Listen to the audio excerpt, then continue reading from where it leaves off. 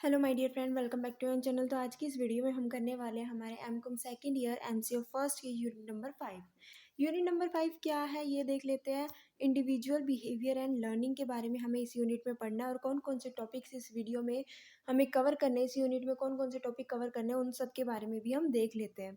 तो इसमें हमें कवर करने हैं topics: individual behaviour, concept of learning, learning and performance, theory of learning, classical conditioning, operand conditioning और कॉग्निटिव कंडीशन लर्निंग। यानी कि थ्योरी ऑफ लर्निंग में हमें 3 पॉइंट कवर करने हैं और एक है सोशल लर्निंग। 4 पॉइंट हमें इसमें कवर करने हैं थ्योरी ऑफ लर्निंग में। उसके बाद आता है हमारा नेक्स्ट टॉपिक जो है strategies for change of behaviour. Next है operant conditioning and changes of behaviour. उसके बाद आता है हमारा role of reinforcement and schedule of reinforcement. यानी कि operant conditioning and change of behaviour में हमें 2 टॉपिक कवर करने हैं।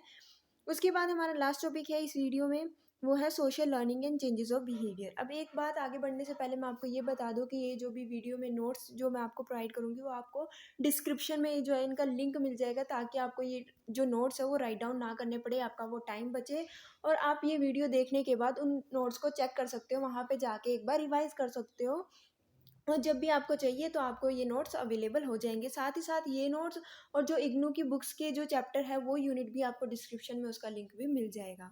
ठीक है, अगर कोई डाउट है तो आप कमेंट सेक्शन में कमेंट कर देना और साथ ही साथ इस चैनल को सब्सक्राइब कर लेना, ताकि आने वाली और वीडियोज़ का नोटिफिकेशन आपको मिलता रहे और सारी वीडियोज़ जो है, सारे इंपॉर्टेंट क्वेश्चन जितने भी एग्जाम में आने वाले हैं उनके ऊपर भी एक सेपरेट जो है वो प्लेलिस्ट आपको मिल जाएंगी कि कौन कौन से इंपॉर्टेंट क्वेश्चन है। एक प्लेलिस्ट आपको मिलेगी कि कितनी यूनिट और हर एक यूनिट में कौन से आपको जो टॉपिक्स है वो कवर करने हैं। ठीक है, अब स्टार्ट करते हैं हमारी वीडियो। सबसे पहले हम जान लेते हैं हमारा जो फर्स्ट टॉपिक है वो है इंडिविजुअल बिहेवियर के बारे में। इंडिविजुअल बिहेवियर, हर एक पर्सन का अपना अपना बिहेवियर होता है, अपना अपना नेचर होता है। तो क्या होता है behaviour? Refer to the response made by an individual. Behaviour of an individual is determined by both the heredity and environmental factor. Heredity refer to the characteristic transmitted by parents to the next generation. Human being acquire biological characteristic through genes which control the development of tissues and organs of the body. They are determined at the time of the conception. Parent influence hereditary characteristic through the transmission of genes. Research in genetic engineering also suggests that heredity determines physical, mental, and emotional state of individual. Physical structure, gender, color, intelligence, etc. are influenced by the hereditary factors. तो यहाँ पे बात आती है individual behaviour को दो तरीके से हम देख सकते हैं कि किस तरीके से एक इंडिविजुअल पर्सन का जो बिहेवियर है वो डिटरमाइन किया जाता है। दो मेथड होते हैं, एक तो होता है हेरिडिटी, एक होता है इन्वायरमेंटल फैक्टर। हेरिडिटी यानी कि वो फैक्टर्स, वो जीन्स जो वो अपने पेरेंट्स से लेके आता है। ठीक है, हेरिडिटी करेक्टरिस्टिक क्या होते हैं? जो बिहेवियर उसका उसके पेरेंट के थ्रू से उसे मिलता है। उसके बाद आता है सेकंड फैक्टर जो है इन्वायरमेंटल फैक्टर, की जिस इन्वायरमेंट में, जिस सोसाइटी में, जिस फैमिली में, कल्चर में वो रह रहा है, वहाँ पे लोगों को क्या देखता है, किस तरीके से देखता है, किस तरीके से वो बिहेव करते हैं, उनको देख के जो वो करेक्टरिस्टिक, जो बिहेवियर वो अपनाता है उसको हम बोलते हैं इन्वायरमेंटल फैक्टर के थ्रू जो बिहेवियर उसने अपनाया। तो बिहेवियर ऑफ इंडिविजुअल दो तरीके से डिटरमाइन किया जाता है, एक तो होता है हेरिडिटी और एक होता है इन्वायरमेंट, यानी कि वो करेक्टरिस्टिक जो वो बर्थ से लेके आता है और सेकंड करेक्टरिस्टिक जो उसको इन्वायरमेंट से मिलता है। उसके बाद आता है the individuals are brought up in a particular environment like family, society, culture, etc. This environmental factor influences the behavior of the individual. First point में हमने पढ़ा था कि किस तरीके से हेरिडिटी करेक्टरिस्टिक जो है किसी एक पर्सन के बिहेवियर को इन्फ्लुएंस करते हैं और दूसरा था हमारा इन्वायरमेंटल फैक्टर। तो अब हम पढ़ रहे हैं किस तरीके से इन्वायरमेंटल फैक्टर जो है किसी पर्सन के बिहेवियर को जो है वो इन्फ्लुएंस करते हैं, क्या क्या चीज़ें इसमें आती है, फैमिली, सोसाइटी, कल्चर। ठीक है, the this environmental factor influence the behavior of the individual. Children's socialization process start in the family. Children are made to follow the behavior pattern of the family. Member of the family compel children to conform to certain acceptable behavior and avoid unacceptable behavior. Thus children acquire knowledge of acceptable and unacceptable behavior from their family. तो पहले से ही क्या होता है कि children के अंदर, बच्चों के अंदर ये पेरेंट्स डाल देते हैं कि भाई तुम्हें इस तरीके से बिहेव नहीं करना है या तुम्हें इस तरीके से बिहेव करना है। तो उनको पहले से ही पता चल जाता है कि किस तरीके के बिहेवियर को हमें एक्सेप्ट करना है और किस तरीके के बिहेवियर को हमें अवॉइड करना है। दस children acquire knowledge of acceptable and unacceptable behavior from their parents, from their family. Children further start socialization with a number of social group like friend, school and other member of the society. Thus they acquire socially acceptable behavior and try to avoid social unacceptable behavior as a result of their interaction with this group. First जो है वो अपनी family से सीखते हैं, second वो किससे जो है सीखते हैं, फ्रेंड से, सोसाइटी से और other member of the society, friends से, स्कूल से, इंस्टीट्यूशन से, इनसे क्या करते हैं कुछ बिहेवियर को रिसीव करते हैं, कि उस बिहेवियर को रिसीव करते हैं जो एक्सेप्टेबल है और उसको अवॉइड करते हैं जो अनएक्सेप्टेबल बिहेवियर है, जो अच्छा बिहेवियर लोगों का नहीं होता. ठीक है. The culture in which the children are brought up determine the decision making style, attitude, independence versus dependence, soberness versus aggressive, competition versus cooperation. As a member of a particular culture, children learn norm, value and attitude which are prescribed by the culture. ठीक है. उसके बाद हमारा जो next topic आता है वो है इंडिविजुअल डिफरेंसेस. अभी हमने पढ़ा है इंडिविजुअल बिहेवियर क्या होता है, इंडिविजुअल बिहेवियर किस तरीके से इन्फ्लुएंस किया जाता है, किस तरीके से एक इंडिविजुअल पर्सन का बिहेवियर जो है वो एस्टैब्लिश होता है. उसके बाद जो हमारा नेक्स्ट टॉपिक आता है वो आता है इंडिविजुअल डिफरेंसेस. तो इन पे क्या आता है, शॉर्ट नोट भी आ सकते हैं इन पे, तो अच्छे से ध्यान से समझ लेना. When you visit an organisation you find that somebody is very polite, somebody is sensitive, someone aggressive, talkative etcetera. Thus, you realize that the behavior of one person different from the behavior of other person. The understanding of individual difference helps the manager to analyze the strength and weaknesses of the subordinate and their attitude towards the work and the organization. The manager can examine the performance pattern of the employees as a result of the individual differences. Major factor influencing the individual difference in behavior pattern as demographic factor, ability and skills, perception, attitude and personality. तो individual differences का मतलब क्या होता है, हर एक person का अपना अपना डिफरेंट डिफरेंट बिहेवियर होता है, अपना डिफरेंट जो होता है तरीका होता है बात करने का. ठीक है.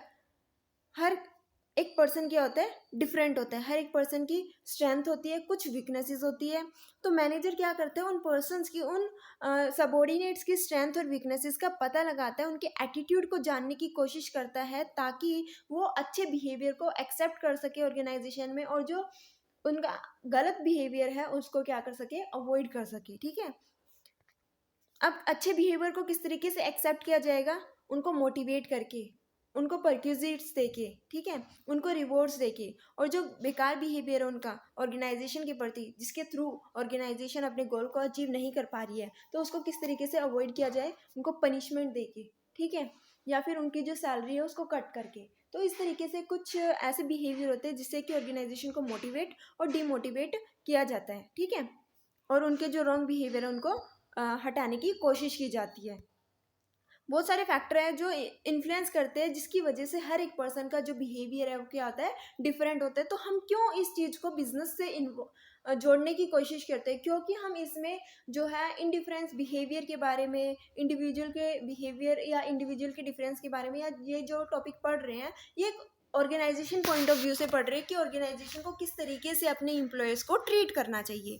बहुत सारे फैक्टर है जो इन्फ्लुएंस करते हैं किसी भी एक इंडिविजुअल पर्सन के बिहेवियर को, जिसकी वजह से हर एक इंडिविजुअल पर्सन का जो बिहेवियर है वो डिफरेंट होता है. Demographic factor, ability and skill, perception, attitude and personality, इन सबको आगे हम आने वाली स्लाइड्स में अच्छे से डिटेल में पढ़ रहे हैं. तो फर्स्ट आता है हमारा डेमोग्राफिक फैक्टर. क्या होता है, these factors are social, economic background, education, nationality, race, age, sex, etc. The person belonging to good social economic background, well educated, young, etc. may be preferred by the organization because they are likely to perform better.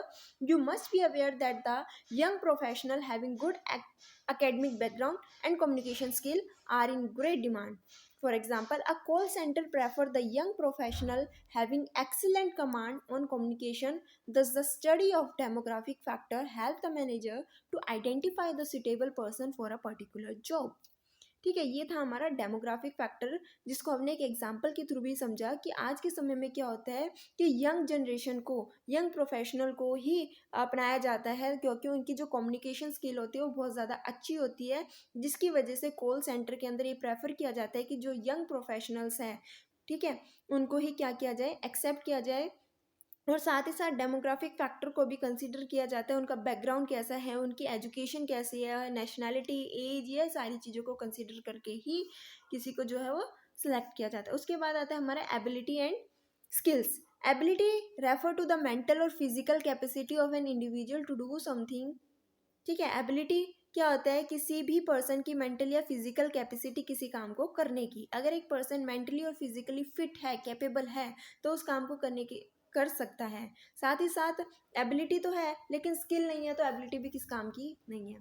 ठीक है, उसके बाद आते हैं skills. Skill refer to an ability to act in a way that allow a person to perform well. यानी कि एक किसी काम को करने के लिए अगर हमें कंप्यूटर पे कोई काम करना है तो हमें कंप्यूटर की स्किल्स होनी चाहिए। अगर हमें कंप्यूटर चलाना नहीं आता तो हमारी एबिलिटी किस काम की है।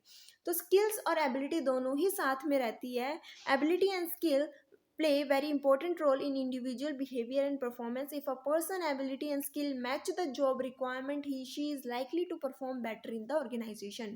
यानी कि अगर एक पर्सन की स्किल्स और एबिलिटी मैच करती है उस जॉब की रिक्वायरमेंट के अकॉर्डिंग, कि एक जॉब है जो हम ऑफर करते हैं किसी एक इंडिविजुअल पर्सन को, ठीक है, उस जॉब को करने के लिए उस पर्सन के पास स्किल भी, उसको पता है कि किस तरीके से इस जॉब को परफॉर्म करना है, और साथ ही साथ वो कैपेबल है, एबिलिटी है उसके अंदर उस काम को करने के लिए, तो कहीं ना कहीं वो उस जॉब को परफॉर्म कर पाएगा और उसको वो जॉब मिल जाएगी। ठीक है, he she is likely to perform better in the organisation, therefore the manager has a challenging job of matching the ability and skills of the employees to the job requirement. उसके बाद आता है हमारा perception. Several factor influences the perception of an individual, so their study may be very crucial for the manager. The manager must create the favorable work environment so that the employees perceive them in a favorable way. If the employee perceive them in a positive way, they are likely to perform better. तो यही कहा गया है कि हर एक manager को ये ध्यान में रखना चाहिए कि जो उसके एम्प्लॉयज़ है उसको अच्छे से फेवरेबल वर्क इन्वायरमेंट मिले। ठीक है, उनको कोई प्रॉब्लम ना हो किसी काम को करने में। अगर ऐसा होगा, फेवरेबल इन्वायरमेंट उनको मिलेगा, तो वो भी अच्छे से अपने काम को परफॉर्म कर पाएंगे। उसके बाद आता है next point, attitude. Psychologists have defined attitude as a tendency to respond favorably or unfavorably to certain object, person, or situation. The formation of attitude is influenced by the family, society, culture, peers, and organizational factor. In an organization, manager required to study the variables related to job and create the work environment in such a favorable way that the employees are tempted to form positive attitude towards the job. If the employees form positive attitude, he she may perform better in the organization. Attitude क्या होता है? Attitude ये होता है कि किसी कोई भी पर्सन जो है पॉजिटिवली बिहेव कर रहा है या नेगेटिवली बिहेव कर रहा है, यानी कि फेवरेबली या अनफेवरेबली बिहेव करता है, अच्छा या बुरा बर्ताव करता है किसी पर्सन के प्रति, किसी सिचुएशन में या किसी ऑब्जेक्ट के रिगार्डिंग, तो वो चीज़ मैटर करती है, वो उस चीज़ को हम बोलते हैं एटीट्यूड। यानी कि अगर किसी का फेवरेबल बिहेवियर है अपने ऑर्गेनाइजेशन के प्रति, अपने काम के प्रति, तो अच्छे से परफॉर्म करेगा ऑर्गेनाइजेशन में। तो एटीट्यूड भी कहीं ना कहीं एक बहुत ज़्यादा इंपॉर्टेंट फैक्टर रखता है कि एम्प्लॉयज़ का एटीट्यूड किस तरीके का है। अगर एम्प्लॉय का एटीट्यूड अच्छा है, पॉजिटिव एटीट्यूड है, तो वो अपने काम को अच्छे से परफॉर्म करेगा, जिससे कि ऑर्गेनाइजेशन अपने ऑर्गेनाइजेशन गोल को अचीव अच्छे से कर पाएगी। उसके बाद नेक्स्ट पॉइंट आता है हमारा personality. Personality refer to the study of the characteristic and different trade of an individual, the interrelationship between them, and the way in which a person responds and adjusts to other person and situation.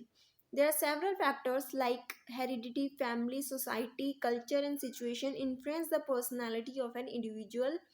As a result, individuals differ in their manner of responding to organizational environment. It is most complex aspect of human beings and influences their behavior immensely. ठीक है, therefore the study of personality trait provides an opportunity to understand the individual properly, direct through their efforts and motives them for the accomplishment of the organizational goal. This means that different environmental factors may generate different responses.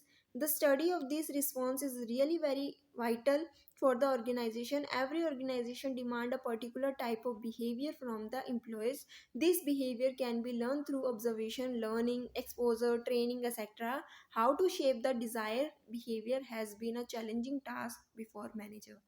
The favorable circumstances may give rise to favorable response, and unfavorable circumstances may give rise to unfavorable response.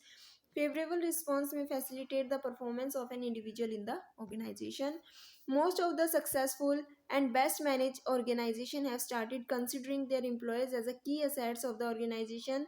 The productivity of this organization has improved significantly as a result of creating employee orientation working environment. It must be clear to you that the understanding of individual behavior is very helpful in creating such working environment. It also helps in improving the performance of the employees. तो इसमें यही कहा गया है कि personality किस तरीके से इन्फ्लुएंस की जाती है किसी भी एक इंडिविजुअल पर्सन की। अगर उसको अच्छे से अच्छा इन्वायरमेंट प्रोवाइड किया जाए, वर्किंग इन्वायरमेंट, तो वो अच्छे से फेवरेबली जो है वो वर्क रहेगा ऑर्गेनाइजेशन में और ऑर्गेनाइजेशन के ऑब्जेक्टिव को अचीव करने में हेल्प करेगा। तो पर्सनैलिटी क्या होता है, जो इंटरनली और एक्सटर्नली दिखता है। पर्सनैलिटी जो है बहुत ज़्यादा मैटर करती है किसी भी ऑर्गेनाइजेशन में, ठीक है। Most of the best managed organizations have been emphasizing on the continuous improvement of their employees through learning, adaptation, and application of the best practices for the achievement of the goal. The business environment have been witnessing enormous changes. तो personality क्या आते हैं, हमारे internal या external factor होते हैं। Personality में ये भी आता है कि एक पर्सन किस तरीके का दिखता है, उसके अंदर क्या स्किल्स है, क्या एबिलिटी है, किस तरीके के वर्किंग कंडीशन में वो काम कर रहा है। तो ये सारी चीज़ें जो है हमारी पर्सनैलिटी का पार्ट है, ठीक है। हमारे ये टॉपिक भी यहाँ पे कंप्लीट हो गया। उसके बाद आते हैं हम अपने नेक्स्ट टॉपिक के ऊपर, जो है हमारा कंसेप्ट ऑफ लर्निंग, ठीक है। अभी तक हमने दो टॉपिक पढ़े, इंडिविजुअल डिफरेंस और इंडिविजुअल बिहेवियर। अब हमारा नेक्स्ट टॉपिक आता है concept of learning. Different job में require different skills to complete them. The changing dimension of the job demand change in skills as well. Learning new skills and upgrading the earlier skill on a continuous basis throw major challenges to the employees. Those employees would be able to match the work scenario who acquire new skill required for the work. These days, most of the best managed organizations encourage continuous upgradation and development of skill of their employees. This skill can be acquired by learning. Concept of learning क्या कहता है, concept of learning ये कहता है कि different different jobs को perform करने के लिए डिफरेंट डिफरेंट स्किल्स की रिक्वायरमेंट होती है और हर एक इंडिविजुअल पर्सन को नई स्किल्स को सीखते रहना चाहिए ताकि वो क्या करे, कॉन्टीन्यूस बेसिस पे वर्क कर सके। क्योंकि आज के समय के अंदर क्या हो रहा है कि जो स्किल्स है वो डेवलप्ड हो रही है, क्योंकि जो टेक्नोलॉजी है उसमें डेवलपमेंट होने की वजह से टेक्नोलॉजी डेवलप हो रही है। तो कहीं ना कहीं एक इंडिविजुअल पर्सन को, एक एम्प्लॉय को अपनी स्किल्स को भी डेवलप करना पड़ेगा ताकि वो कॉन्टीन्यूस बेसिस पे एक ऑर्गेनाइजेशन में काम कर सके, ठीक है। तो आज के ये समय में वही इंडिविजुअल जो है अच्छे से ग्रो कर पाएगा, अपने आप को डेवलप कर पाएगा, जो नई स्किल्स को एक्वायर करेगा। Focus that thriving in the future require willingness to being flexible and adaptable and constantly questioning, learning and meeting the new challenges. It give the message that learn continuous or die. Thus learning is the most vital part of human behavior. तो इसमें क्या कहा गया है हमें कि हमें continuous basis पे लर्न करते रहना चाहिए, नई नई चीज़ें सीखते रहना चाहिए। ऐसा नहीं है कि हमने बस पढ़ाई कर ली, अब हमें कुछ सीखने की ज़रूरत नहीं है। नहीं, हमें एक चीज़ कंप्लीट की, एक चीज़ अगर हमने सीखी है तो हमें नेक्स्ट चीज़ की तरफ जाना चाहिए। जैसे कि अगर हम टाइपिंग का कोर्स कर रहे हैं, हमने टाइपिंग सीख लिया है, तो अब हमें एक नया कोर्स करना चाहिए, टैली का करना चाहिए। अगर टैली सीख ली तो उसके बाद नए नए कोर्स जो है हमें सीखते रहना चाहिए, हमें अपनी स्किल्स को अपग्रेड करते रहना चाहिए। The best managed companies believe they control their own destiny and shy away from blaming external factor. Best managed company ये कहती है कि हम किस तरीके से अपने डेस्टिनी को कंट्रोल कर सकते हैं। अगर हम नई नई स्किल्स को सीखते रहेंगे, हम अपने अंदर चेंजेस लाते रहेंगे according to the change in the environment, तो कोई भी जो अच्छी कंपनी है वो बाहर एक्सटर्नल इन्वायरमेंट को जो है वो ब्लेम नहीं करती। अगर वो अपने आप को ही डेवलप कर लेती है चेंजिंग इन्वायरमेंट के साथ ही वो क्या करती है, आगे बढ़ती है। They are focus on achieving the certain goal, learn, adapt and apply best practices and take conscious step to ensure execution of the vision and strategy. This is one of the key message for CEO intent on improving the overall functioning of their organization. तो यही कहा गया है कि हमेशा हमें नई नई चीज़ें सीखते रहना चाहिए, हमें अपने एक्सटर्नल इन्वायरमेंट को जो है वो ब्लेम नहीं करना चाहिए कि चेंज हो गया, एक्सटर्नल इन्वायरमेंट चेंज हो गया जिसकी वजह से हम अपने ऑब्जेक्टिव को अचीव नहीं कर पाए। तो क्या होता है कि हमें पता है कि ये चीज़ें चेंजेस होने वाले हैं, तो हमें उस चेंजेस के अकॉर्डिंग ही अपने आप को चेंज करना चाहिए और उन नई नई स्किल्स को सीखते रहना चाहिए, ठीक है। Psychologist have defined learning as relatively permanent change in behavior which occur as a result of experience or practice. If you analyze this definition, you find that learning is a change in behavior. This change may be favorable or unfavorable. You may learn how to increase output in your organization, or you may also learn how to decrease output in the organization. The second feature of this definition is that the change must be relatively permanent if it must last for a longer period of time. This means that sometime the change may be due to fatigue, adaptation, motivation, etc., which may be a temporary change, and learning involve permanent change. दो तरीके के change होते हैं. एक तो होता है कि जो हम किससे सीखते हैं, मोटिवेट होते हैं, ठीक है, नई चीज़ों को अडेप्ट करते हैं इसकी वजह से, और एक होता है जो कि टेम्पररी चेंज होता है, और दूसरा होता है परमानेंट चेंज, जो हम क्या करते हैं, नई नई चीज़ों को सीखते हैं. यानी कि क्या होता है, एक चेंज आया कि किसी ने हमें मोटिवेट कर दिया कुछ काम को करने के लिए, तो हमने उस काम को कर लिया, वो था टेम्परेरी चेंज.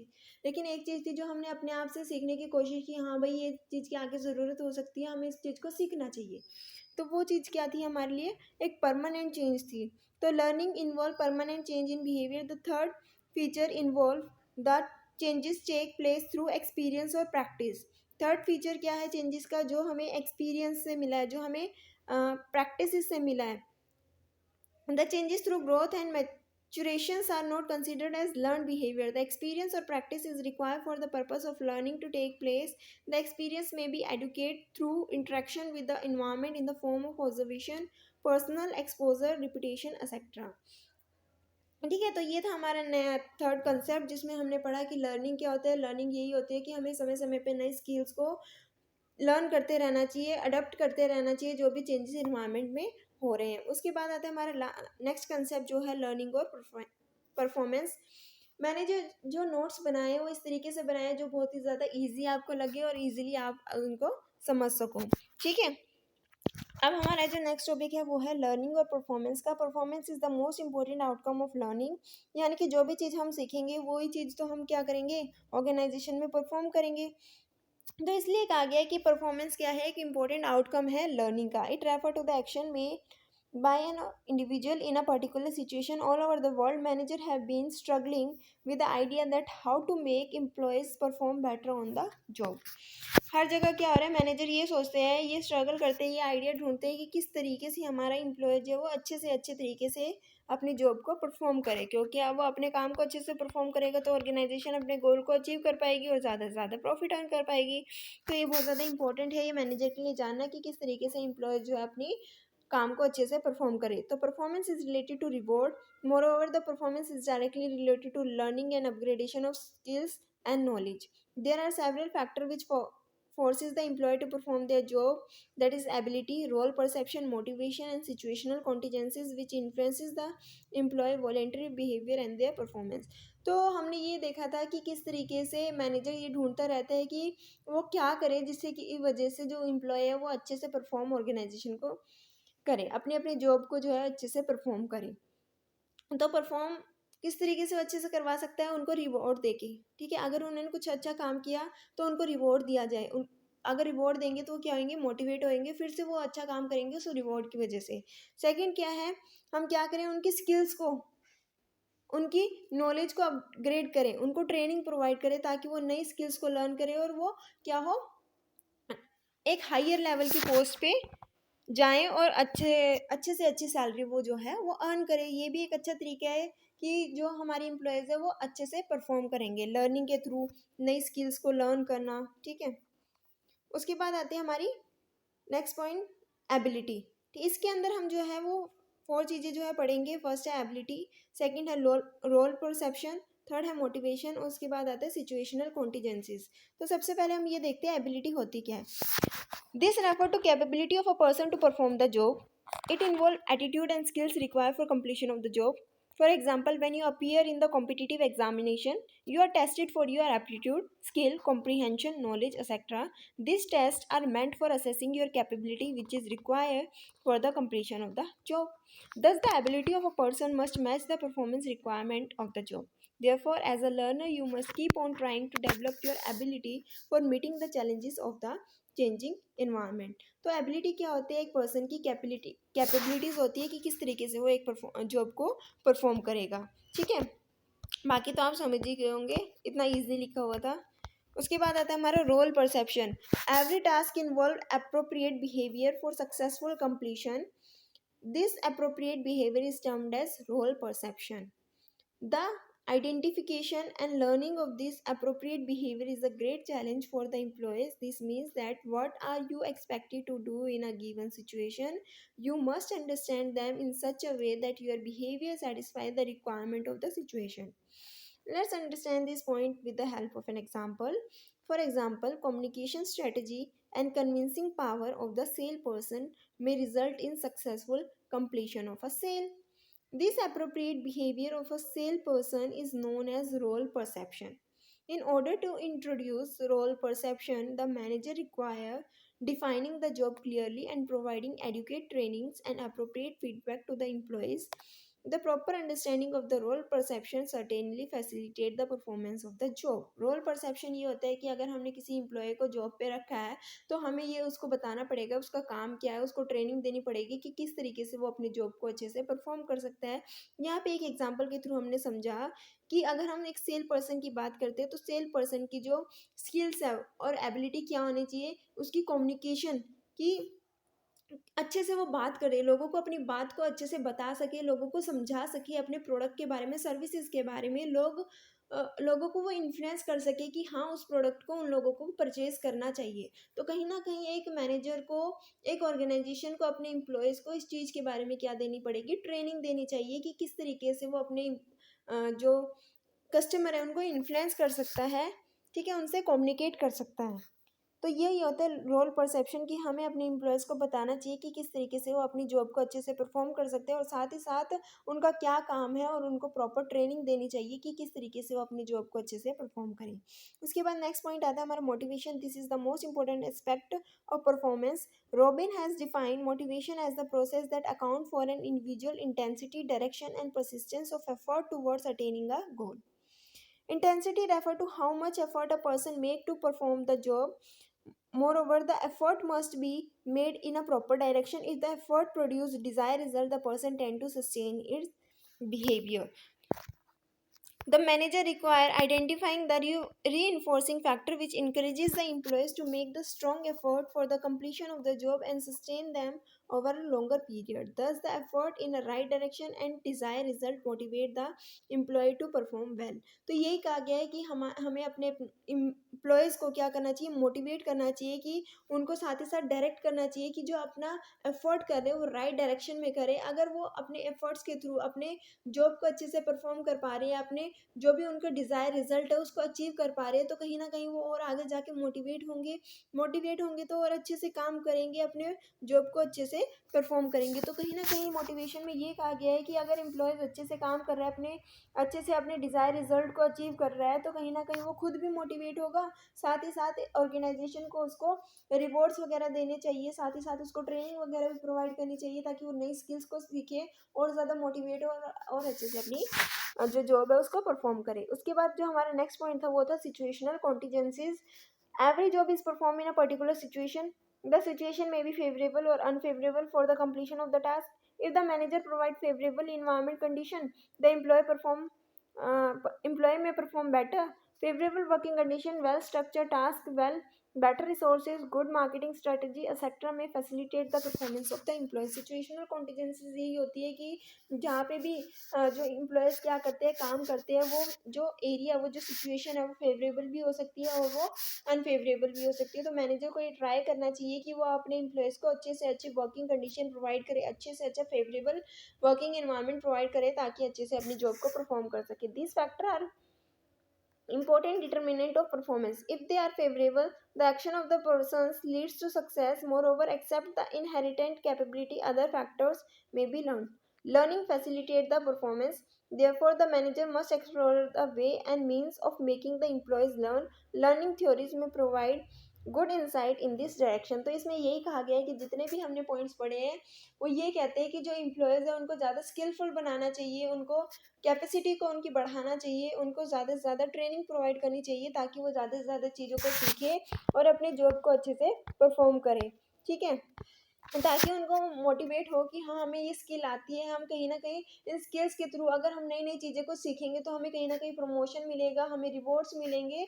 तो कहीं ना कहीं वो भी क्या होंगे, मोटिवेट होंगे। अगर वो अपने डिजायर रिजल्ट को अचीव कर पा रहे हैं, अपनी जॉब को अच्छे से परफॉर्म कर पा रहे हैं, तो किस तरीके से हो पाएगा, लर्निंग के थ्रू। उसके बाद आता है थ्योरीज ऑफ लर्निंग। तो ये चैप्टर बेसिकली किस पे डिपेंड है, लर्निंग पे ही बेस है कि किस तरीके से हम नई नई चीज़ों को सीख सकते हैं। ठीक है, अब थ्योरीज ऑफ लर्निंग में हमें 4 लर्निंग की थ्योरी सीखनी है, क्लासिकल कंडीशनिंग और ठीक है ऑपरेंट कंडीशनिंग। तो सबसे पहले हम देख लेते हैं क्लासिकल कंडीशनिंग होती क्या है। क्लासिकल कंडीशनिंग को समझने के लिए हमें कुछ पॉइंट्स, की पॉइंट्स है जो इंपॉर्टेंट ध्यान में रखने होंगे, ताकि हम इन पॉइंट्स को अच्छे से समझ सके कि इन जो वर्ड्स हैं उनका क्या मीनिंग है। सबसे पहले है अनकंडीशन स्टिमुलस। स्टिमुलस क्या होता है, the response take place without any prior learning, यानी कि रिस्पॉन्स पहले ही आ गया लेकिन हमने उनको उस चीज़ के बारे में कुछ बताया ही नहीं है। ठीक है, पहले से वो उस चीज़ के बारे में जानते हैं, बिना लर्निंग के क्या मिल रहा है, रिस्पॉन्स मिल रहा है। Condition stimulus, a situation in which one signal is given just before another signal. तो पहले क्या होता है, इसमें सिखाया जाता है, कहीं ना कहीं लर्निंग प्रोसेस इन्वॉल्व है। जो अनकंडीशन स्टिमुलस है उसमें कोई लर्निंग प्रोसेस इन्वॉल्व नहीं है। कंडीशन स्टिमुलस कोई कंडीशन साथ में जोड़ दिए जिसके थ्रू वो क्या कर रहे हैं, चीज़ों को सीख रहे हैं। स्टिमुली, स्टिमुली क्या होता है, something that cause growth and development, यानी कि हम कह सकते हैं कि कहीं ना कहीं किसी चीज़ को मोटिवेट करे, कोई ऐसी चीज़ जिसके थ्रू क्या हो रही है, ग्रोथ हो रही है, डेवलपमेंट हो रही है, इस काइंड ऑफ अ मोटिवेशन। उसके बाद आता है नेक्स्ट पॉइंट सेलिब्रेशन। सेलिब्रेशन क्या होता है, act of producing liquid in the face. ठीक है, ये वर्ड भी आगे आएगा, जिस इसलिए आप इसको समझ लो कि ये वर्ड क्या है, act of producing liquid in a face, in a mouth. ठीक है, इलिसिट्स क्या होते हैं, ऑब्टेन। ये कुछ पॉइंट्स थे, की पॉइंट्स जो हमें आगे ध्यान रखने पड़ेंगे, क्योंकि क्लासिकल कंडीशनिंग में ये सारे पॉइंट जो हैं वो आएंगे। तो in classical conditioning learning take place through the connection between uncondition stimulus और कंडीशन स्टिमुलस। ठीक है, ये हम जान चुके हैं कंडीशन स्टिमुलस क्या होता है और अनकंडीशन स्टिमुलस क्या होता है। कंडीशन स्टिमुलस जब हम लर्निंग के थ्रू किसी काम को करते हैं, अनकंडीशन स्टिमुलस बिना किसी लर्निंग के ही पहले से रिस्पॉन्स आना स्टार्ट हो जाता है। तो इन दोनों के कनेक्शन के अगर हम कंबाइन करते हैं तो हमें क्या मिलता है, क्लासिकल कंडीशनिंग। क्या होता है और अच्छे समझते हैं। These two stimuli, unconditioned or conditioned motivation, are paired to obtain the desired result। ठीक है, इन दोनों ही कंडीशंस को हम एक साथ कंबाइन करते हैं ताकि जो हमारा डिज़ायर रिजल्ट है, डिज़ायर रिस्पॉन्स है, वो हम अचीव कर सकें।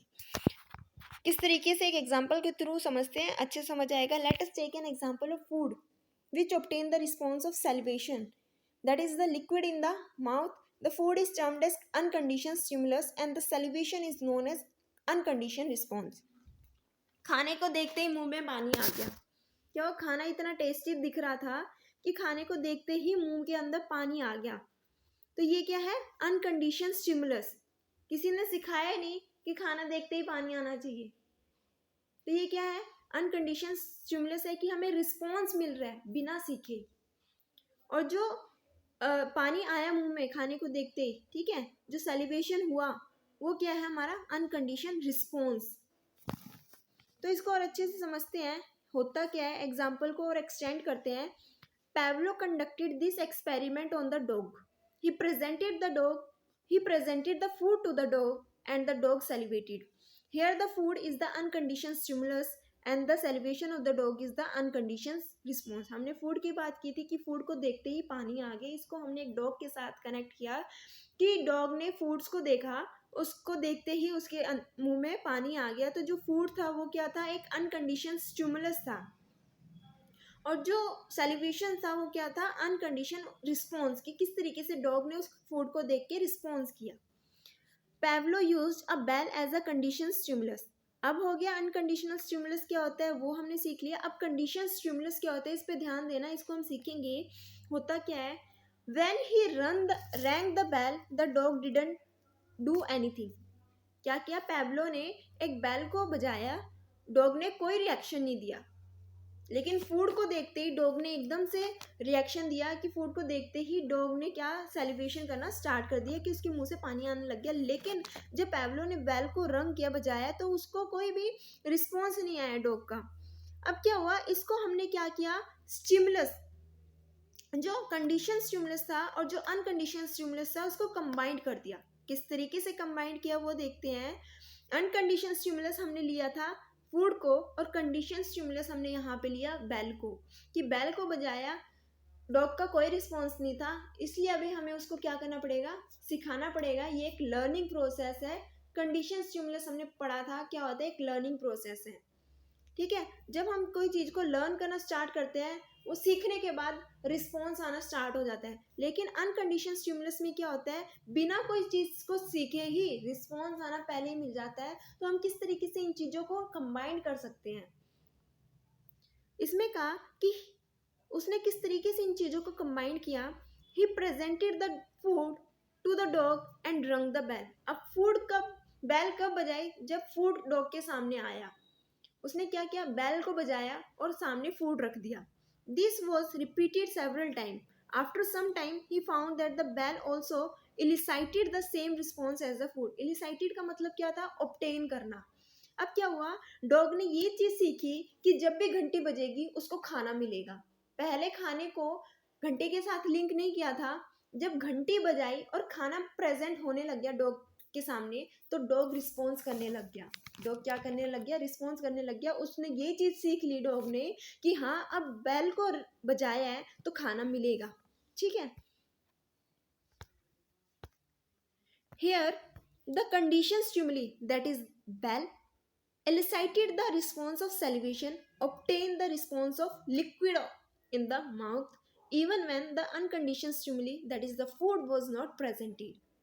इसमें कहा कि अब कंडीशन स्टिमुली जो बेल थी, जिसको पहले रिस्पॉन्स नहीं मिलता था बजाने पे, अब डॉग जो है उसको रिस्पॉन्स देने लग गया। बेल बजाने पे भी डॉग के मुंह से जो है वो सेलिब्रेशन आना स्टार्ट हो गया, क्योंकि डॉग ने ये चीज सीख ली कि हाँ बेल बज गई तो उसको खाना मिलेगा ही मिलेगा।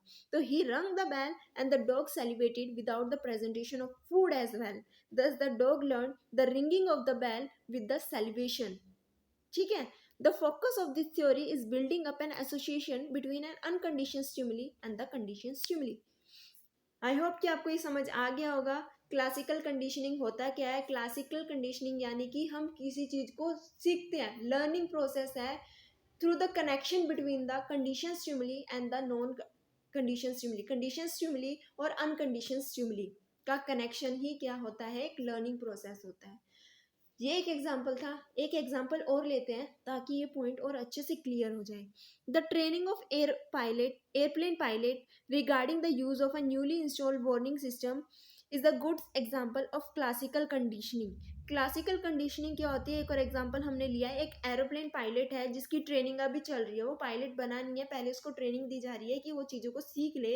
तो जो भी प्लेन था उसमें क्या किया गया था, एक नया ही वार्निंग सिस्टम इंस्टॉल किया गया था। In this training, whenever the plane drops below critical altitude, the warning light is shown and the pilot increases the plane altitude. अब जो warning signal था, वो warning signal क्या बताता था, कहीं ना कहीं अब क्या हो रहा है कि उस पायलट को ट्रेनिंग मिल रही है, तो ट्रेनिंग के लिए एक वार्निंग सिस्टम उसमें फिट कर दिया प्लेन में, ताकि वो सीख सके।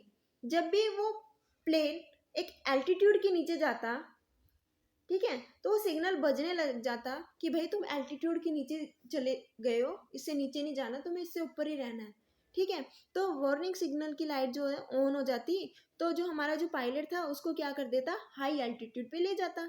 तो over the period the pilot learn to adjust the plane altitude in response to the warning light without the presence of the trainer.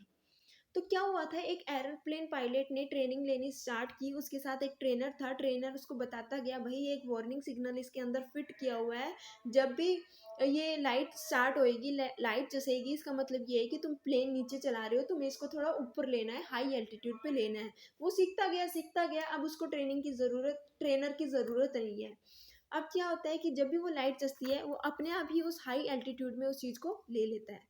ठीक है, उस हाई टेम्परेचर में अपने आप उसको ले लेता है, क्योंकि उसने चीज़ को लर्न किया, वो अपने आप ही रिस्पॉन्स करना स्टार्ट करने लग गया। तो ये था हमारा क्लासिकल कंडीशनिंग। आई होप आपको समझ में आ गया होगा, कोई इसमें अभी तक डाउट नहीं होगा। उसके बाद आता है हमारा नेक्स्ट टॉपिक जो है operant conditioning. Theory of learning का ही ये सेकंड पॉइंट है, operant conditioning. Skinner gave the theory of operant conditioning, ये थ्योरी किसने दी है? स्कीनर ने। This means that the response which produces the reinforcement, reinforcement क्या है? एक तरीके की strength, the response which produces the strength becomes stronger and the response which does not produces the strength or reinforcement become weaker। ठीक है, जो response को क्या मिल रही है? रीइंफोर्समेंट मिल रही है, वो तो स्ट्रांग हो जाएगा, लेकिन जिस रिस्पॉन्स को रीइंफोर्समेंट नहीं मिलेगी वो क्या होता जाएगा? वीक होता जाएगा। एक एग्जांपल के थ्रू समझते हैं कि किस तरीके से रिस्पॉन्स अगर मिल रहा है। Example, Skinner box was used, Skinner box was used for demonstrating the operant learning. एक ऑपरेंट लर्निंग को सीखने के लिए एक बॉक्स का यूज किया गया है। It is simple box having a lever fitted at the end of the box. बहुत ही सिंपल बॉक्स है, एक साइड पे क्या कर दिया गया है? लीवर को इसमें फिट कर दिया। Lever is a switch which operate as a food delivery machine, यानी कि क्या कहा गया है कि जो लीवर है वो क्या है? एक तरीके से फूड डिलीवरी मशीन है। A hungry rat is place inside the box, एक रैट को उस बॉक्स के अंदर डाल दिया गया। हंग्री रैट को उस बॉक्स में डाला। Initially the rat sit ideally in the box, gradually it start exploring inside the box to search for food. जो हंग्री जो रैट था उसको उस बॉक्स में डाल दिया जिसमें लीवर है। लीवर एक्ट कर रहे हैं यहाँ पे एज अ फूड, ठीक है, लीवर एज अ एक्ट कर रहे हैं कि फूड की।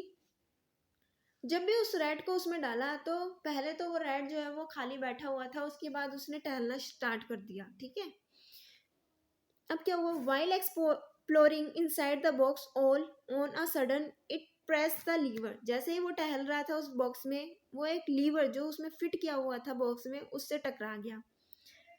As the lever is pressed it realises a piece of food. जैसे उस लीवर से टकराया उसको लगा, उसको ऐसा महसूस हुआ भाई यहाँ पे तो खाना है। After pressing the lever as a number of times, the rat realizes that it releases the pieces of food and the rat start eating them। काफ़ी बार टकराया, उसको ये महसूस हो गया हाँ भाई ये पक्का खाना है, उसने खाना स्टार्ट कर दिया। Now the rat presses the lever and eats the food। अब क्या होता है? उसको प्रेस करता है, खाता है, प्रेस करता है, खाता है।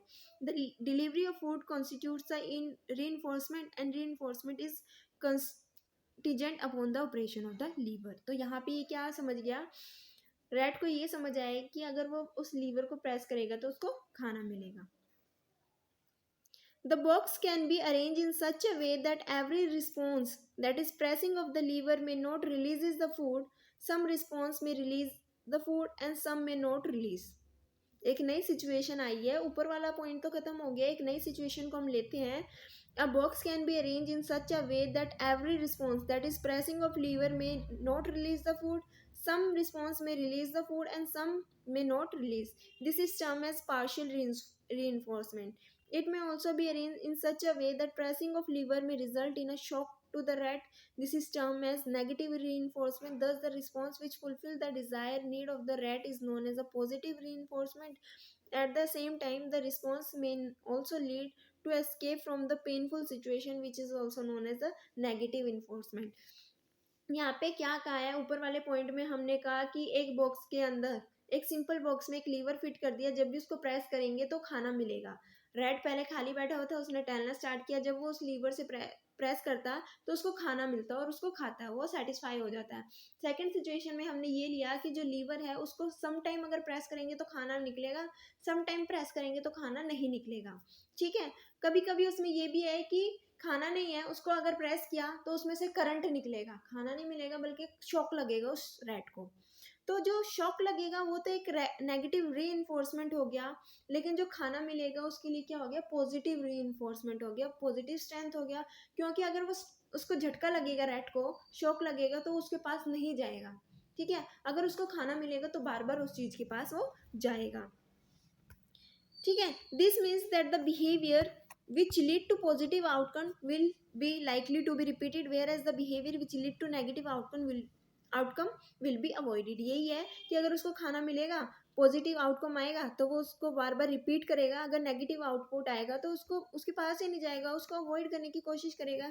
इसको हम किस तरीके से एक बिजनेस के साथ जोड़ सकते हैं वो हम लेके चलते हैं एक एग्जाम्पल के थ्रू।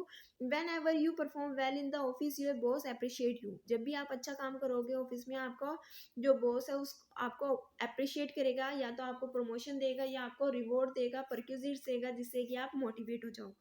तो आप उस चीज़ को बार बार परफॉर्म करोगे, अच्छे से अच्छा काम जो है करने की कोशिश करोगे, क्योंकि आपको अप्रिशिएशन मिल रहा है बदले में, एक पॉजिटिव रीइंफोर्समेंट मिल रहा है। तो this appreciation help you in strengthening the behaviour of performing well in the organisation. इसलिए आप हमेशा ही अच्छे से अच्छा काम करने की कोशिश करोगे ऑर्गेनाइजेशन में, क्योंकि आपको क्या है, एक पॉजिटिव बिहेवियर मिल रहा है। दो चीज़ें हमने पढ़ी, क्लासिकल कंडीशनिंग और ऑपरेंट कंडीशनिंग क्या होता है, एग्जाम्पल भी लिए ताकि अच्छे से समझ आए। थ्योरी ऑफ लर्निंग का थर्ड पॉइंट है कॉग्निटिव लर्निंग।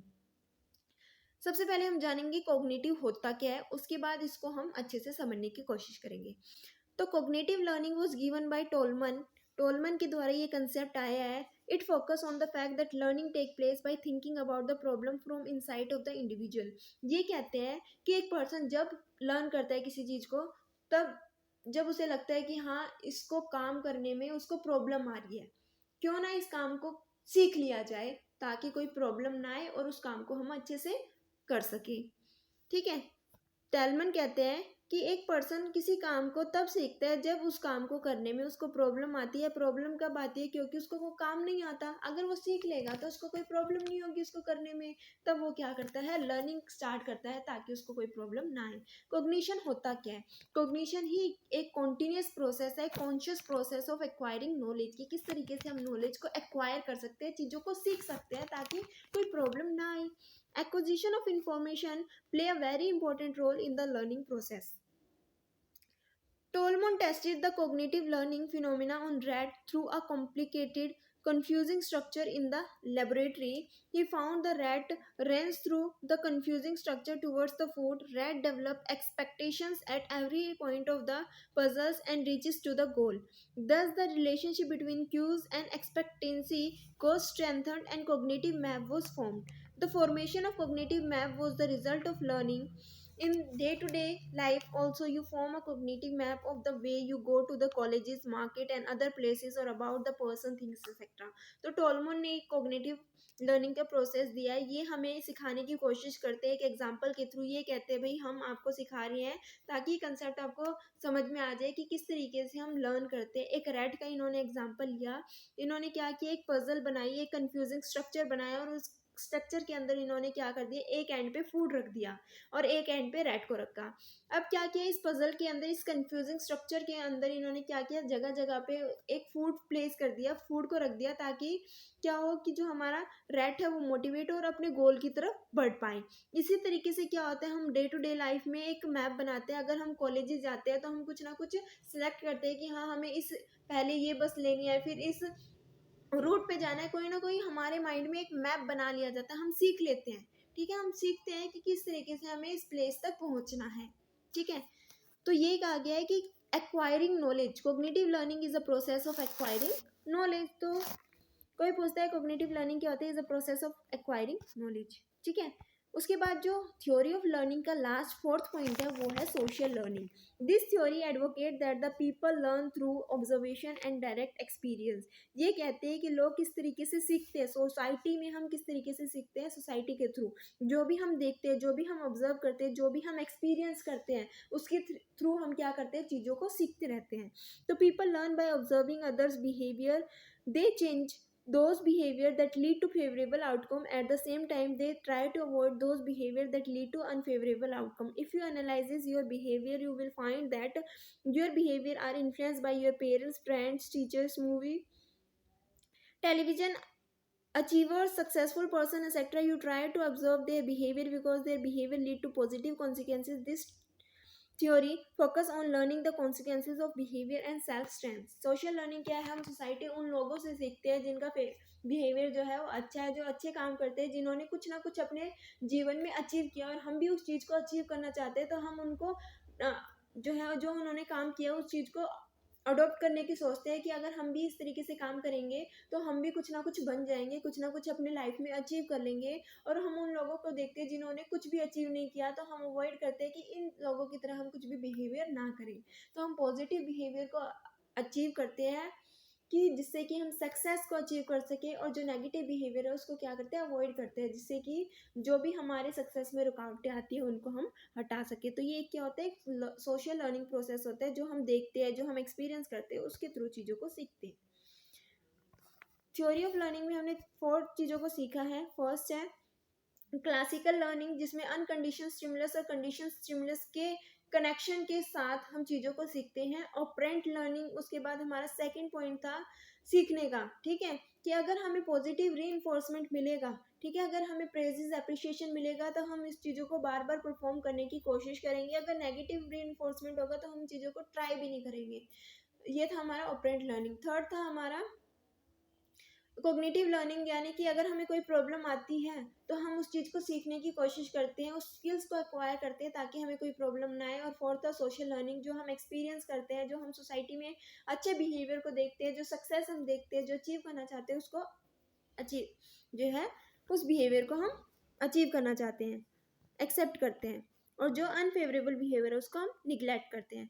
इसके बाद आता है हमारा नेक्स्ट पॉइंट, नेक्स्ट जो टॉपिक आता है, थ्योरी ऑफ लर्निंग खत्म हो चुका है। अब नेक्स्ट टॉपिक आता है strategy for change of behaviour. क्या क्या स्ट्रेटेजीज हम यूज़ कर सकते हैं अपने बिहेवियर को चेंज करने के लिए। Several scholar have applied theory of learning for modification of behaviour. Theory of learning को जो अभी हमने पढ़ा वो अप्लाई करते हैं ताकि अपने बिहेवियर को क्या कर सके, चेंज कर सके, मॉडिफाई कर सके। In fact the principle of operant conditioning has been widely applied for modification of employee behaviour in an organisation, यानी कि ऑर्गेनाइजेशन में ऑपरेंट कंडीशनिंग को ज़्यादा से ज़्यादा अप्लाई किया जाता है। ऑपरेंट कंडीशनिंग क्या होता है कि जो पॉजिटिव, अगर अच्छा इंप्लॉय परफॉर्म कर रहा है तो उसको मोटिवेट करना, उसको अप्रिशिएट करना ताकि वो और अच्छे से काम को करे। ये था हमारा ऑपरेंट कंडीशनिंग। अब देख लेते हैं, इसमें कुछ पॉइंट्स हैं। Identify the behaviour to be learn, कौन से बिहेवियर हमें लर्न करने चाहिए। The first step of behaviour modification require identification of the behaviour which the organisation want to learn by the employees, की ऑर्गेनाइजेशन क्या चाहती है अपने एम्प्लॉयज़ से कि एम्प्लॉयज़ किस तरीके के बिहेवियर को लर्न करे, सीखे, क्या चीज़ सीखे। फॉर एग्जाम्पल के थ्रू समझते हैं। If the manager realise that salesman are not able to increase the sale, now the manager want the salesman to increase the sale. Here the manager identified the sale are to be increased, hence the step involved in increasing the sale required to be learned by the salesman। अब example ये लिया है कि इसके अंदर होता कि identify the behaviour to be learn, कि एक मैनेजर चाहता है अपने एम्प्लॉय से कि वो चीज़ों को सीखे ताकि वो अच्छे से ऑर्गेनाइजेशन में परफॉर्म कर सके। क्यों चाहता है, क्योंकि हो सकता है कि वो अच्छे से परफॉर्म ना कर रहे हो, वो डिजायर रिजल्ट को अचीव ना कर रहे हो। एग्जाम्पल दिया है सेलमैन का। एक सेलमैन जो है अपनी सेल को बढ़ा नहीं पा रहा है, जितनी डिजायर सेल है वो इतनी नहीं कर पा रहा है, या अपनी सेल को इंक्रीज नहीं कर पा रहे हैं। तो मैनेजर चाहता है कि वो सीखे, वो ट्रेनिंग ले कि किस तरीके से सेल को बढ़ा सकते हैं, किस तरीके से कस्टमर को इन्फ्लुएंस कर सकते हैं। उसके बाद आता है हमारा base line performance. Base line performance क्या कहता है, the manager analyses the present status of the behaviour, he studied the job performance of the salesman, the manager find out that the salesman are able to sell less number of quantity than the standard decided by the organisation. Base line performance ये होता है कि हर एक employees के लिए एक standard set कर देते हैं कि हाँ तुम्हें इस डिज़ायर रिजल्ट को अचीव करना है। अगर हम सेलमैन का ही एग्जांपल लेते हैं तो सेलमैन को कह दिया कि भाई एक दिन के अंदर तुम्हें 10 प्रोडक्ट जो है वो सेल करके आने हैं, लेकिन एम्प्लॉय जो है वो 10 से कम प्रोडक्ट सेल करके आते हैं, तो हमें पता चल जाता है कि जो हमारा एम्प्लॉयज़ है उसने अपने डिज़ायर रिजल्ट को अचीव किया या नहीं किया है। ठीक है, उसके बाद आता है next point functional analysis. Functional analysis में क्या किया जाता है, hence the manager evaluate the impact of existing behaviour on the output of the salesman. The manager find that the output of the salesman is 25 less than the standard output. The manager evaluate the actual behavior on the job and consequences, lack of encouragement or poor working condition, inadequate training etc which may have result in the poor performance of the salesman। functional analysis में ये देखा कि जो salesman था, first जो second point था उसमें हमने ये देख लिया कि सेल कम है, बेसलाइन जो भी हमने स्टैंडर्ड सेट किया था उससे कम है। थर्ड फंक्शनल एनालिसिस में हमने ये देखा कि कितनी कम है, एक्चुअल में कितनी परसेंटेज जो है वो सेल उसकी कम हुई है। उसके बाद हम ये देखते हैं क्या रीज़न है, किस रीज़न की वजह से जो है वो सेल कम हुई है, क्या उसको प्रॉपर ट्रेनिंग ट्रेनिंग नहीं मिली या प्रॉपर वर्किंग इन्वायरमेंट नहीं मिल रहा है। तो क्या रीज़न है सेलमैन के जो एक्चुअल में सेल कम होने का। उसके बाद आता है intervention strategy. In this step the manager choose positive strategy like praise, appreciation, bonus, additional benefit for enhancement of the output. For example, if the salesman conform to the standard sale or closer to it, they get the appreciation, bonus or additional benefit. Thus, they are reinforced to complete their work. तो इसमें क्या करता है, ये सारी चीज़ों को पता लगाने के बाद मैनेजर जो है अपने एम्प्लॉयज़ को जो है वो प्रॉपर ट्रेनिंग प्रोवाइड करता है, साथ ही साथ उसको मोटिवेट करने के लिए एक चीज़ सेट करते हैं कि भाई तुमने ये स्टैंडर्ड जो सेट किया, अगर इस स्टैंडर्ड को अचीव कर लिया तो तुम्हें बोनस मिलेगा, हर एक सेल पे बोनस मिलेगा, या फिर इस स्टैंडर्ड को अचीव कर लिया तो बोनस मिलेगा, प्रेज मिलेगा, एडिशनल बेनिफिट जो है तुम्हें मिलेंगे, ताकि जो हमारे एम्प्लॉयज़ है मोटिवेट और ज़्यादा से ज़्यादा सेल करें. यहाँ पे सेल के बारे में क्यों सोच रहे हैं, क्योंकि यहाँ पे हम बिजनेस की बात कर रहे हैं. बिजनेस में जब तक सेल नहीं होगी, जब तक प्रॉफिट किस तरीके से आ पाएगा. तो कहीं ना कहीं बिजनेस के साथ ही हमने लर्निंग को जोड़ दिया है कि नई स्किल्स को, नई कैपेबिलिटीज़ को हम सीखेंगे, नॉलेज नई एक्वायर करेंगे, तभी हम क्या कर पाएंगे, ज़्यादा से ज़्यादा अर्निंग कर पाएंगे. तो at the same time they are also discourage for their poor performance. यानी कि अगर हमारा एम्प्लॉयज़ अच्छे से परफॉर्म नहीं किया जा रहा है तो उसको कोई प्रेज वगैरह नहीं मिलता, कोई रिवॉर्ड वगैरह नहीं मिलता. ठीक है, जिसकी वजह से वो डिस्करेज हो जाता है और उन लोगों को देखता है जो अच्छे से अच्छे परफॉर्म कर रहे हो, जिनको प्रेज मिल रहा है, जिनको रिवॉर्ड्स मिल रहे हैं, ताकि वो भी अच्छे से परफॉर्म कर सके. उसके बाद जो हमारा लास्ट पॉइंट है इसका, वो है इवेल्यूशन ऑफ द परफॉर्मेंस को इवेल्यूएट करेंगे अब हम अपने एम्प्लॉयज़ की, कि कितना जो मोटिवेट किया है, कितना एम्प्लॉय जो है उससे मोटिवेट हुआ है. The manager evaluate the performance of the salesman. He find that the salesman have started to perform up to the standard sales norms. Thus, the manager realized that the introduction of the positive reinforcement make the worker learn the desired behavior of the organization. In order to maintain the behavior of the salesman, the manager keep on introducing positive reinforcement to the salesman. Evaluation of performance यानी कि जिस तरीके से इससे पहले वाले step में हमारे एम्प्लॉयज़ को मोटिवेट किया गया था मैनेजर के द्वारा, उसको क्या देके पर अप्रिशिएट करके, उसको रिवॉर्ड्स वगैरह प्रोवाइड करके, तो अब परफॉर्मेंस को इवेल्यूएट करने की कोशिश की जा रही है कि ये सब करने के बाद क्या हमारे एम्प्लॉयज़ की परफॉर्मेंस में कुछ चेंज आया, क्या हमारे एम्प्लॉयज़ और अच्छे से जो है वो सेल कर पाया, क्या जो स्टैंडर्ड सेट था, जो भी डिज़ायर रिजल्ट था वो अचीव कर पाया. ठीक है, अगर कर पाया तो उसको हम क्या करेंगे और अप्रिशिएट करेंगे, ताकि वो और अच्छे से परफॉर्म करे और उसकी जो परफॉर्मेंस है वो क्या ना हो, नेगेटिव ना जाए. Several organizations have used behavioral modification program for improving the performance of the employees. In fact, manager require undertaking the depth analysis of job and the factor which increases the performance of the job by the employees. They have to choose appropriate reinforcement which encourages the worker to complete the work. Now it must be clear to you that the behavior modification strategy help in improving the performance of the employees. तो यहाँ पे आपको ये समझ में आ गया होगा कि क्या हमें करना चाहिए, किस तरीके से हमें एक एम्प्लॉयज़ की जो परफॉर्मेंस है उसको चेक करना चाहिए और क्या करना चाहिए ताकि उनकी परफॉर्मेंस जो है वो अच्छी से अच्छी हो सके. तो ये क्या क्या था, क्या पॉइंट्स थे. Strategy for change of behaviour, सबसे पहले identify the behaviour to be learn, को क्या हमारे एम्प्लॉयज़ को सीखना चाहिए. बेस लाइन परफॉर्मेंस, क्या स्टैंडर्ड सेट किया था. फंक्शनल एनालिसिस की, क्या जितना स्टैंडर्ड था उससे कितना कम उन्होंने जो है परफॉर्म किया है. उसके बाद जो हमारा मैनेजर है वो क्या करता है, इंटरवीन करता है, इंटरवेंशन स्ट्रेटजी का यूज़ करता है, परक्यूजिट्स वगैरह देता है, अप्रिशिएशन वगैरह करता है. ठीक है, उसके बाद ये देखते हैं कि जो भी उसने परक्यूजिट वगैरह दी, जो भी मोटिवेशन था वो कितना हेल्पफुल रहा, किस उससे कितनी जो परफॉर्मेंस हमारे एम्प्लॉयज़ की चेंज हुई. उसके बाद जो नेक्स्ट टॉपिक आता है वो आता है हमारा ऑपरेंट कंडीशनिंग और चेंज ऑफ बिहेवियर के बारे में. होता क्या है, for example if the manager inform the subordinate that those person who complete the task same day would get the recognition of higher performance, and here the completion of task is the behaviour and the recognition of the higher performance is the consequences. तो operant conditioning और change of behaviour क्या होता है. Operant conditioning हमने देखा था कि जो अच्छा परफॉर्म कर रहा है ऑर्गेनाइजेशन में उसको अप्रिशिएट किया जाएगा ताकि वो और आगे अच्छा परफॉर्म करे. तो एग्जांपल में भी यही कहा गया है, जो सबऑर्डिनेट अच्छा परफॉर्म कर रहा है, जो टास्क दिया गया जिस दिन उस दिन ही उस टास्क को कंप्लीट कर रहे हैं, तो उसको क्या मिलेगी, रिकॉग्निशन ऑफ हायर परफॉर्मेंस की, उन्होंने अच्छा परफॉर्म किया. तो इससे क्या इम्पैक्ट हुआ, जो टास्क उन्होंने कंप्लीट किया उन्होंने वो अपना बिहेवियर शो किया. जो टास्क उन्होंने कंप्लीट किया, जो गिवन टास्क था वो क्या है, बिहेवियर. और जो उनको रिकॉग्निशन मिली, बदले में जो अप्रिशिएशन मिला वो क्या था, हायर परफॉर्मर की, उन्होंने अच्छा परफॉर्म किया है उस उस पर्सन के बारे में पूरी ऑर्गेनाइजेशन को बताया गया, जिससे कि उसको अप्रिशिएट किया गया, वो मोटिवेट हुआ। उसके बाद आता है role of reinforcement. Role of reinforcement, इसके ही दो पार्ट है, एक तो ये है और एक आगे आने वाला part. Role of reinforcement क्या होता है? If the behaviour is followed by pleasant consequences the behaviour tend to be repeated. यानी कि जो बिहेवियर एम्प्लॉयज़ का था कि उसने काम कंप्लीट किया और उसको हमने हायर परफॉर्मेंस का अवार्ड दिया, तो उससे क्या होगा कि वो अपने काम को हर बार क्या करेगा, रिपीट करेगा। यानी कि अपने टास्क को हर बार क्या करेगा, कंप्लीट करने की कोशिश करेगा, क्योंकि उसके माइंड में ये है जब भी अगर वो अपने काम को कंप्लीट करेगा तो उसको अवार्ड मिलेगा higher performer of the day का।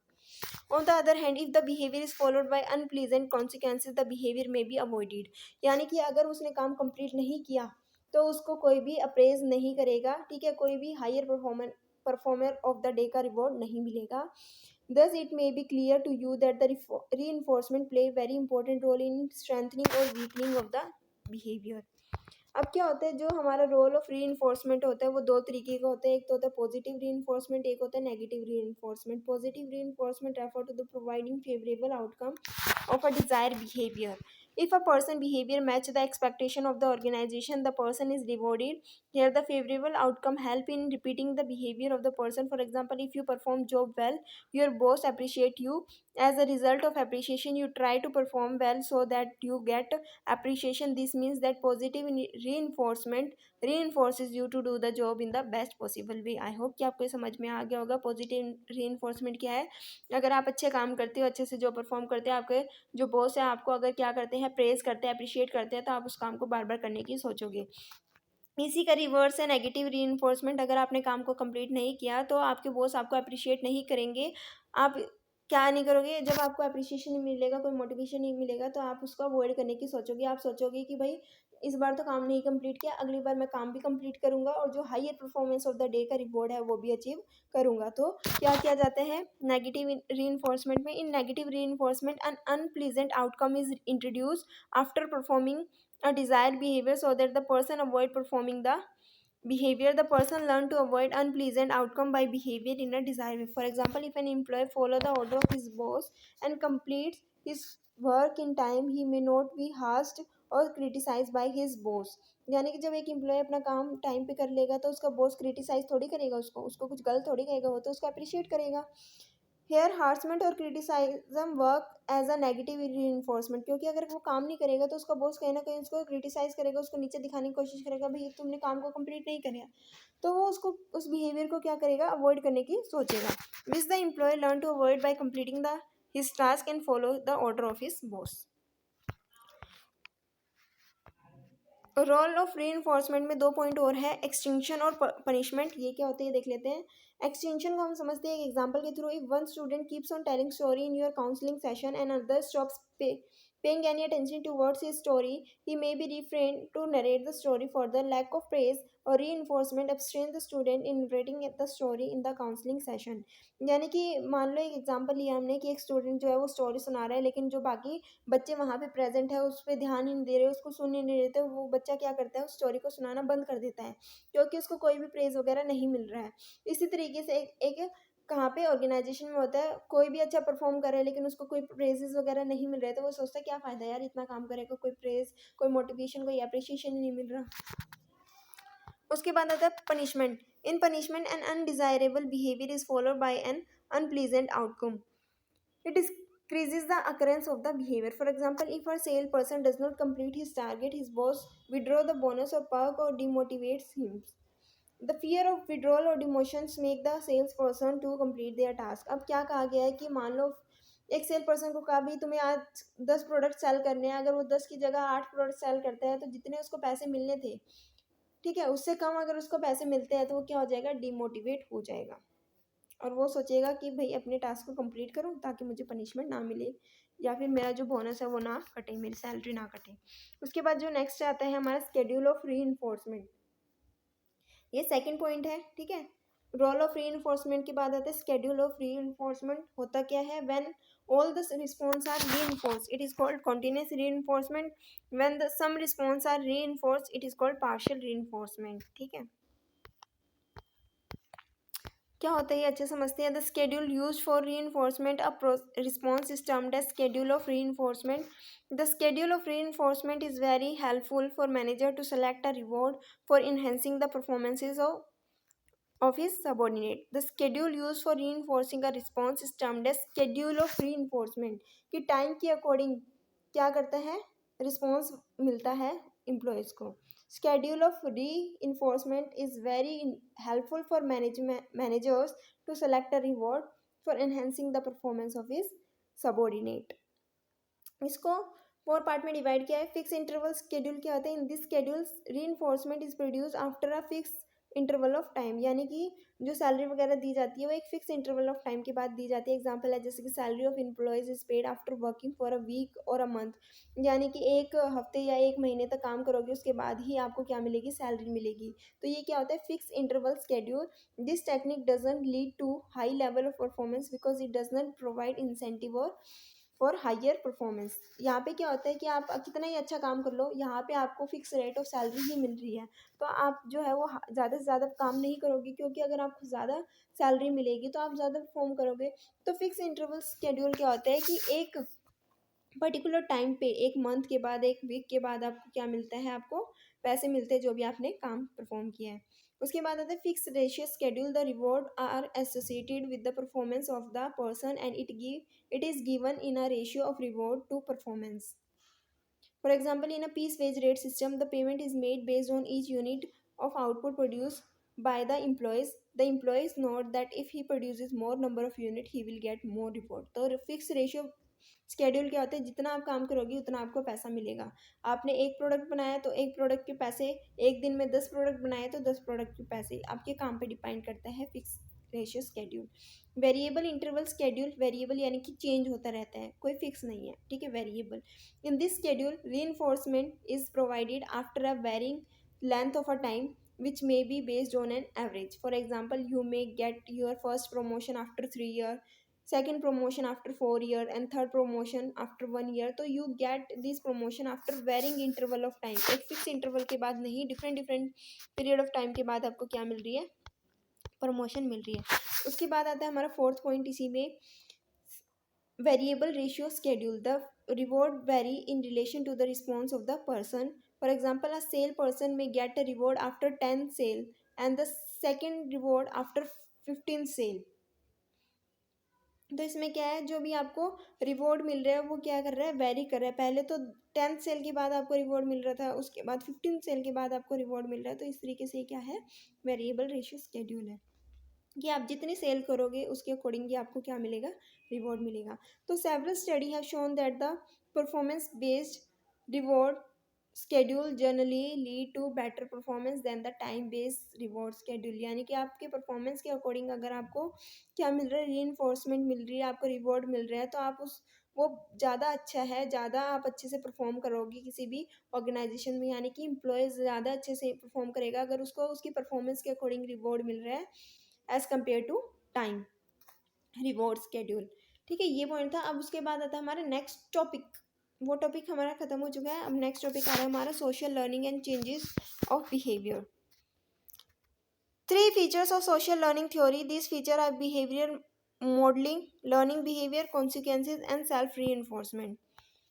तीन चीज़ें आती हैं इसमें, तीन पॉइंट हम पढ़ेंगे। फर्स्ट है behavioural modelling. Individual keeps on observing or interacting with a number of person in the environment. He/she observe behavior and try to model those behavior which have favorable outcome. The modeling depend on the impact of particular behavior on the individual. For example, the organization developed the training program of salesperson based on sale role model. Here, the higher performer salesperson are rewarded in terms of extra bonus, praise, appreciation, recognition, etc. The role of higher performer is highlighted by the organization. The salesperson observe the behavior of high performance and try to model them. अब क्या होता है, role model का मतलब ये होता है behavioural modelling का। बहुत सारे इंप्लॉयज एक ऑर्गेनाइजेशन में काम कर रहे हैं जिनका काम होता है सेल पर्सन की तरह काम करना, ज़्यादा से ज़्यादा सेल करना। एक पर्सन है जिसने क्या किया, एक दिन के अंदर 100 सेल किए है, बाकियों ने उससे कम किया है, तो वो क्या बन गया, रोल मॉडल बन गया। उससे लोग सीखेंगे। अगर क्यों सीखेंगे, क्योंकि अगर उसने ज़्यादा से ज़्यादा एक तो सेल की, साथ ही साथ उसको प्रेज मिला, साथ ही साथ रिवॉर्ड मिले, बोनस मिला, जिसकी वजह से लोग क्या करते हैं, उससे एम्प्लॉयज़ जो है, बाकी एम्प्लॉयज़ उससे सीखने की कोशिश करेंगे। तुमने ऐसे कैसे किया, एक दिन में इतनी कैसे सेल कर ली। ये था बिहेवियरल मॉडल की एक पर्सन को, एक मॉडल को देख के, जिसने कोई सक्सेस अचीव की है अपनी लाइफ में, उसको देख के लोग उसके बिहेवियर को अचीव करना चाहते हैं, उसके बिहेवियर को एक्सेप्ट करना चाहते हैं। उसके बाद आता है learning behaviour consequences. Individual actively analyses the situation and learn those behaviour which result in favourable outcome. Here the thought processing activity get activated. The person applied logic and evaluate the favorable and unfavorable consequences of the behavior. In this way, the desired behavior may be activated by associating them with the favorable outcome. Example के through और समझते हैं। If you complete the job target, your boss appreciate you. You learn the consequences of learning of completing the job in time, which bring favorable outcome. Learning behaviour consequences आपको ये कहता है कि आपने अपनी जॉब को परफॉर्म किया, सही टाइम पे किया, आपकी जॉब ने आपको अप्रिसिएट किया, तो आप यही चाहोगे कि सही टाइम पे मैं अपने काम को पूरा करूँ ताकि आपको रिवॉर्ड मिले, बोनस मिले, वर्क वगैरह मिले, ताकि आप क्या हो, इससे मोटिवेट हो। उसके बाद थर्ड पॉइंट इसमें था सेल्फ री इन्फोर्समेंट। ग्रेजुअली ही और शी में डेवलप सेल्फ री enforcement technique for his own behavior. He may start setting his own goal and reinforcing himself after achieving the goal. The development of self reinforcement strategy is the most challenging task before the organization. This provides freedom and control to the employee to manage his own behavior. Moreover, he or she recognizes his or her own ability to complete the job. तो self reinforcement क्या होता है, एक person, एक employ अपनी खुद की ability को चेक करने के लिए अपने आप को टास्क देता रहता है ताकि वो अपने गोल को अचीव कर सके, अपने आप को क्या करता है, वो मोटिवेट करते हैं। Social learning theory is very important in formulating the training programme of the organization. In the training program, the importance of higher achiever etc. is highlighted. This behavior are also reinforced. The employees observe their behavior and also realize that their behavior lead to success. Thus, they are encouraged to model their favourable behaviour. तो इसमें हमने जो social learning theory अभी हमने पढ़ी, इसमें दो चीज़ें हमने पढ़ी, ठीक है। अब वो दोनों चीज़ें हमें क्या बताने की कोशिश कर रही है कि जो भी हायर परफॉर्मेंस, जिन्हें अच्छी परफॉर्मेंस की, जो इसने हायर अचीवर है, जिसने ज़्यादा अच्छा अचीव किया, तो हम उनके बिहेवियर को क्या करते हैं, कॉन्सेंट्रेट करते हैं, ये देखते हैं कि किस तरीके से उन्होंने इस चीज़ को अचीव किया, हम उनके बिहेवियर को एक्सेप्ट करने की कोशिश करते हैं, ठीक है। उसके बाद हमारा जो लास्ट और टॉपिक है वो है Robbins has identify 4 processes that determine the influence of a model on the behaviour of a person. 4 processes है, ये देख लेते हैं। Attentional processes. In order to learn from the behavior of the model, people need to pay attention on the behavior. This means that observa- observable behavior must be designed in such a way that catches the attention of the people। यानी कि attentional process, इसमें क्या है, जो भी role model है जिनको देख के लोग अपने उनके फेवरेबल बिहेवियर को अचीव करेंगे, तो कहीं ना कहीं उनके अंदर कुछ ऐसा होना चाहिए जो लोग, जिस चीज़ को लोग कंसिडर करें, पीपल जो है ध्यान दें, जो अट्रैक्टिव हो, जो लोगों की अटेंशन को अपनी तरफ खींचे। Retention process. The process of retention depend on the degree of influence people have on other behaviour. For example, people may easily retain the unique behaviour of the model, कि एक पर्सन का कोई unique behaviour है जो क्या किया जाता है, रिटेन करके रखा जाता है ताकि लोग उसको क्या करें, अचीव करें, उस बिहेवियर को एक्सेप्ट करें। Motor reproduction process. This is the technique of converting observe behaviour into the action. The person must learn the process of reproducing और observe behavior. Therefore, the ideal performers technique must be shown in such a manner that people learn to reproduce the performance. यानी कि कोई हमारा role model है, उसको हमने देखा, उसको कुछ अचीव करते हुए देखा, हम उससे जानने की कोशिश करते हैं किस तरीके से उसने ये चीज़ की, तो हम उसके देखे हुए बिहेवियर को अडेप्ट करते हैं, उसको एक्शन में लाते हैं, उस चीज़ को परफॉर्म करके देखते हैं कि क्या हम भी उस काम को करके कुछ अचीव कर पा रहे हैं। उसके बाद आता है हमारे री इन्फोर्समेंट प्रोसेसेस। रीइंफोर्समेंट प्रोसेस क्या कहता है, people are encourage to perform the observe behaviour if they are provided adequate incentives of reward. The positive reinforcement in an important technique for enhancing the attention and retention process and improving the performance of the people। तो इसमें क्या क्या कहा गया है, जो भी हमने बिहेवियर ऑब्जर्व किया कि हाँ, हमारे सामने एक सेल पर्सन है, उसने अच्छी खासी सेल की जिसकी वजह से अवार्ड मिला, उसने बताया कि उसने किस तरीके से उस चीज़ को अचीव किया, बाकी लोग भी उसकी तरह ही काम करने की कोशिश करते हैं, वो भी अगर अचीव करते हैं, उनको भी अगर रिवॉर्ड मिलते हैं, तो वो भी मोटिवेट होंगे और उस चीज़ को आगे कंटिन्यू करेंगे। तो ये था आज का हमारा टॉपिक, आज की हमारी यूनिट। आई होप कि आपको हर एक टॉपिक अच्छे से क्लियर हो गया होगा। हर एक टॉपिक बहुत ज़्यादा इंपॉर्टेंट है, ज़रूरी नहीं है कि आपको ये पूरी वीडियो एक साथ देखनी है। देखना, सारे टॉपिक इंपॉर्टेंट है, एग्जाम में आए हुए हैं। कोई डाउट है तो कमेंट सेक्शन में कमेंट करके पूछ लेना। वीडियो अच्छी लगी तो वीडियो को थैंक्स फॉर वॉचिंग।